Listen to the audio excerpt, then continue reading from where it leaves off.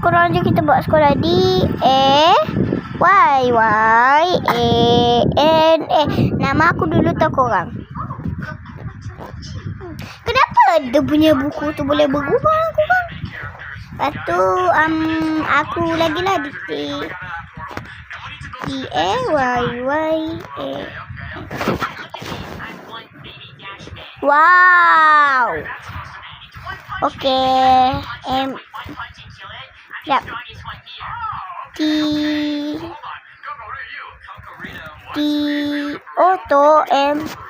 Tok Ma.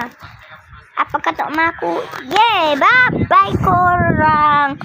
Nanti kita jumpa lagi bila?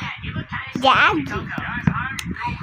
lah, insya-Allah. Aku tak janji takut. Insya-Allah tu bukan janji insya-Allah kita akan berjumpa lain kali.